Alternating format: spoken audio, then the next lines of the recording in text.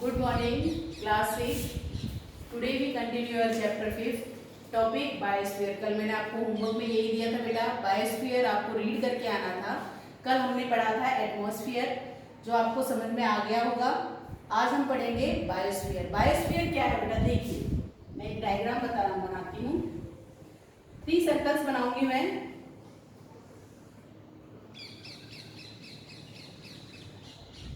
आप देखिए बेटा, इसमें वो जगह देखनी है आपको जहां ये तीनों मिलते हैं।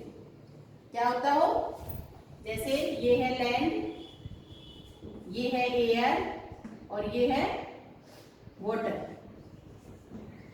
अब देखिए कहां मिल रहे हैं तीनों, ये भी है, इसका भी है और इसका, यानी ये जो नैरो लैंड है, ये जो नैरो लैंड है, इसको हम क्या कहेंगे, बायोस्फीयर। बात समझ में आई बेटा?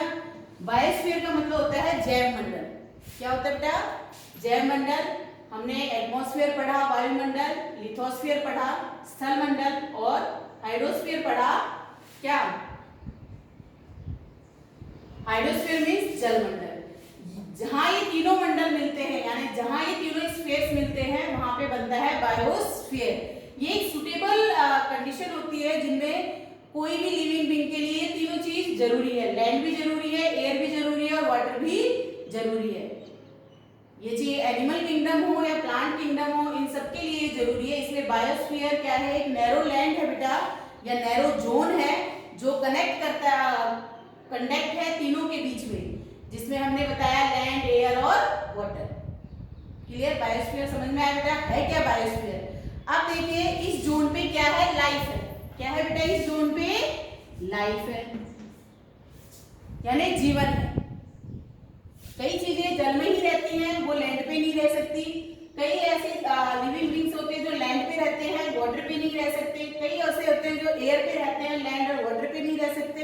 लेकिन ये तो ऐसी चीज है जहाँ पे तीनों चीजें मिलती है, यानी जो एयर पे रह सकता है वो भी रह सकता है, लैंड पे रहने वाला भी रह सकता है और वाटर में रहने वाला भी रह सकता है, और जिनको तीनों की जरूरत है वो भी रह सकता है।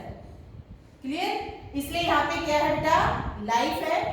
ये एक यूनिक है, ये जोन है that is unique to this planet. इस प्लेनेट में एक यूनिक जोन है और यहाँ पे सेवरल स्पाइसीज है बेटा ऑर्गेनिज्म के, दैट इज वेरी साइज, यानी जो उनके आकार है वो माइक्रोब से लेके, माइक्रोब्स यानी सूक्ष्मदर्शी से लेके, और बैक्टीरिया टू ह्यूज मैमल्स यानी हाथी तक, एक छोटे से जीव से लेकर एक बड़े हाथी तक हर तरह के जीव इस बायोस्फीयर पे रहते हैं। और सभी जो लिविंग ऑर्गेनिज्म है, जिनमें हम कहें कि ह्यूमन भी है, we are also a living being, तो ह्यूमन भी है, वो इससे जुड़ा हुआ है, इन सभी से जुड़े हुए हैं ये आपस में। किसके लिए? बायोस्फीयर, यानी आपस में जितने भी लिविंग बीइंग्स हैं वो बायोस्फीयर से लिंक है, यानी जुड़े हुए। क्यों? क्योंकि उनको सर्वाइवल करना है बेटा।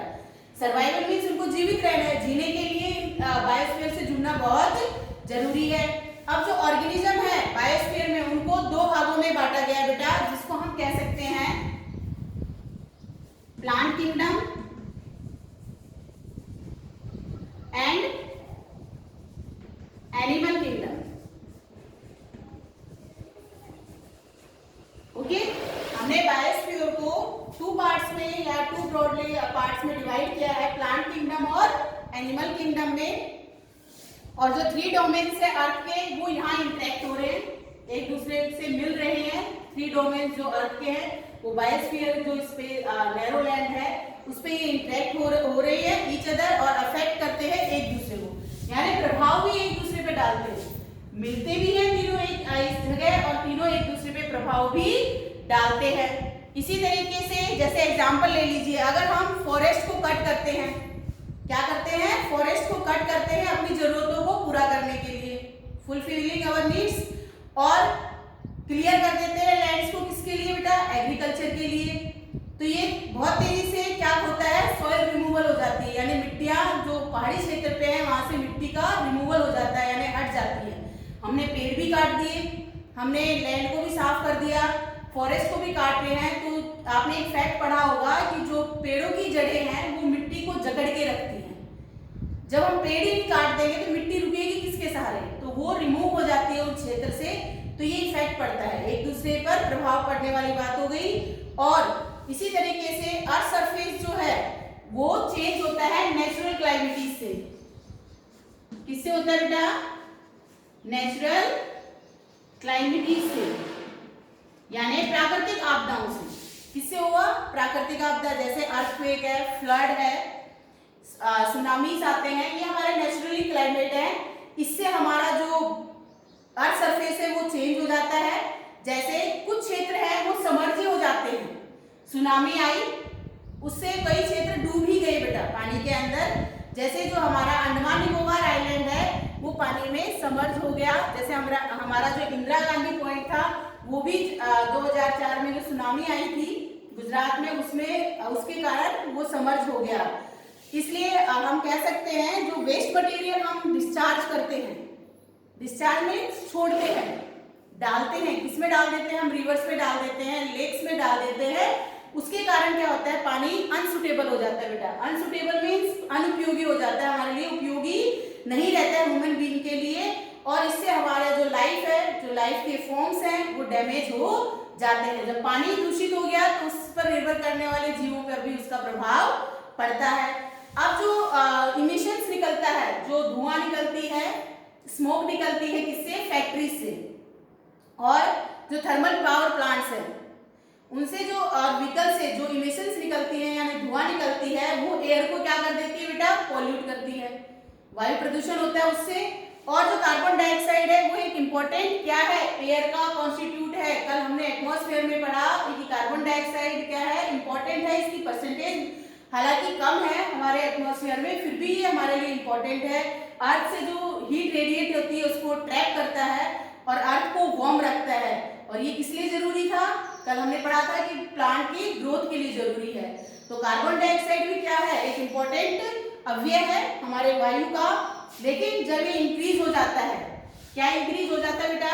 जो हमारा CO2 है यानी कार्बन डाइऑक्साइड जब बढ़ जाता है तो इससे क्या होता है? गर्मी बढ़ती है, जिसको हम कहते हैं ग्लोबल वार्मिंग। क्या कहते हैं बेटा? Global warming. CO2 का बढ़ने से ग्लोबल टेम्परेचर होता है जिसको हम ग्लोबल वार्मिंग कहते हैं। इसलिए बहुत जरूरी है कि हम जो रिसोर्सेज हैं उसका यूज है वो हम लिमिट में करें, यानी सीमित मात्रा में करें। जो हमारे संसाधन हैं उनका इस्तेमाल हम सीमित मात्रा में कर रहे हैं, जिससे कि हमारे अर्थ पे जो बैलेंस है वो बना रहे, संतुलन बना रहे, ना कि एक का फायदा दूसरे का नुकसान हो। सभी तीनों पार्ट्स का हमारा बैलेंस करके चले। उसके लिए हमें हमारे जो रिसोर्सेज हैं उनका यूज लिमिटेशन में करना होगा।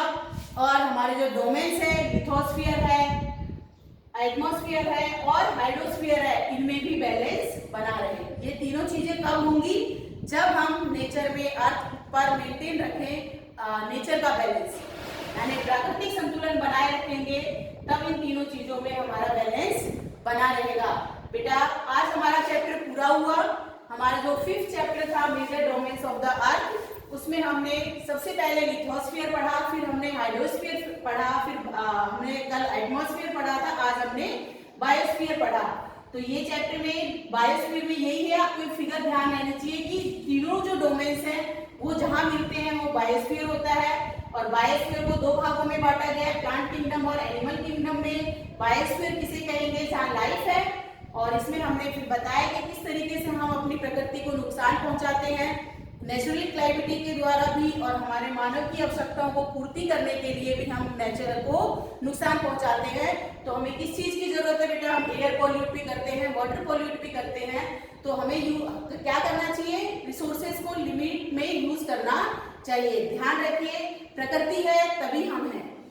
बिना एनवायरनमेंट का हमारा जीवन अधूरा है, क्योंकि हमारी अधिकांश जो जरूरतें हैं वो एनवायरनमेंट से और हमारी प्रकृति के द्वारा पूरी होती है। तो कल हम क्या करेंगे बेटा? इसके जो रिलेटेड फैक्ट है, जो इसके इम्पोर्टेंट फैक्ट्स हैं, रिलेटेड फैक्ट और टर्म्स हैं, और जो फैक्ट हमें याद करने हैं यानी रिमेंबर रखने हैं, पॉइंट टू रिमेंबर, उसको रीड करके आना। उसको मैं एक्सप्लेन करूंगी बेटा आपको कल, और ये होल चैप्टर आप एक साथ रीड करिएगा, जिससे आपको 4 डायमेंशंस के बारे में पता चले। थैंक यू बेटा, आज के लिए इतना ही है।